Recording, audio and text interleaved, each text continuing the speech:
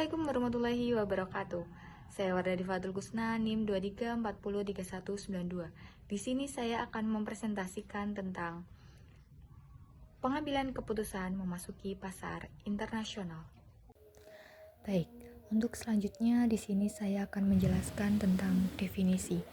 Pemasaran global adalah proses memfokuskan sumber daya manusia, aset fisik, uang, dan tujuan-tujuan dari suatu organisasi untuk memperoleh kesempatan dan menanggapi ancaman pasar global.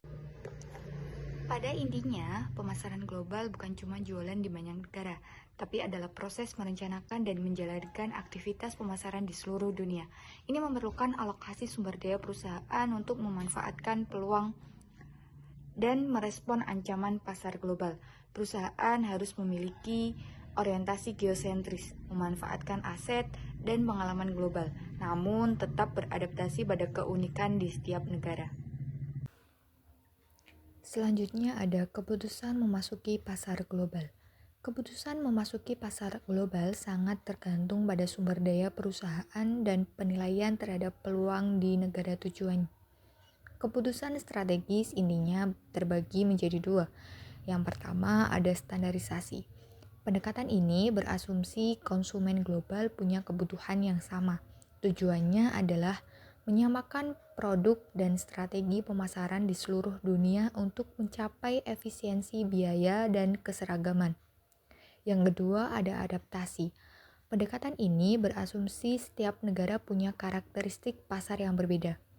Perusahaan harus menyesuaikan produk, harga, dan promosi agar sesuai dengan kondisi lokal. Selanjutnya, standarisasi dan strategi pemasaran global. Standarisasi pemasaran global adalah proses formal untuk merumuskan, menetapkan, dan merevisi standar secara tertib melalui kerjasama semua pihak berkepentingan. Proses ini bersifat dinamis dan terus berkembang.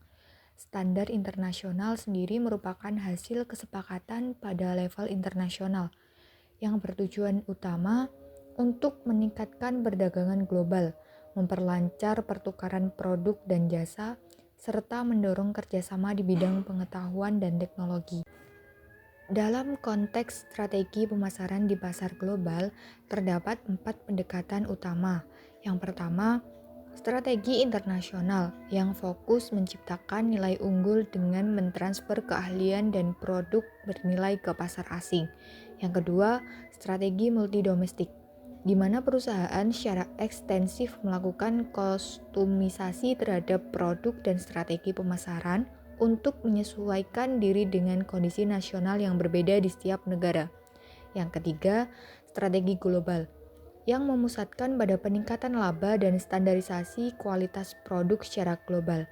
Yang terakhir, strategi transnasional merupakan upaya kompleks untuk menggabungkan semua strategi, mencari solusi atas berbagai masalah, yaitu mencapai efisiensi biaya global sambil tetap mempertahankan responsivitas dan diferensiasi lokal yang tinggi. Selanjutnya, tantangan dan solusi. Tentu saja pasar global tidak datang tanpa hambatan. Perusahaan akan menghadapi serangkaian tantangan, termasuk perbedaan budaya, hukum, dan ekonomi antar negara.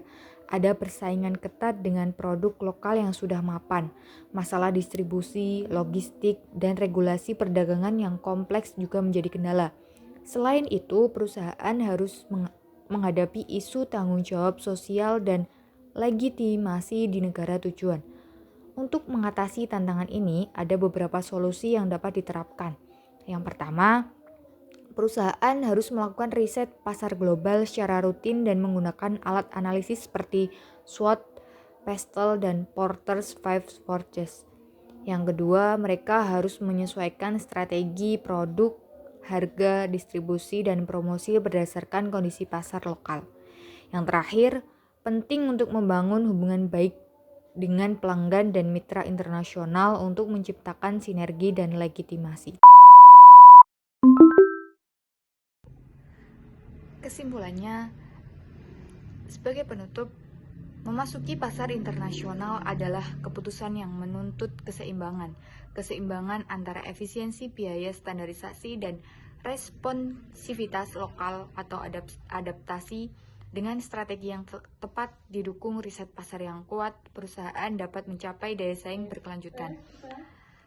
Sekian presentasi dari saya, semoga bisa bermanfaat. Terima kasih atas perhatiannya.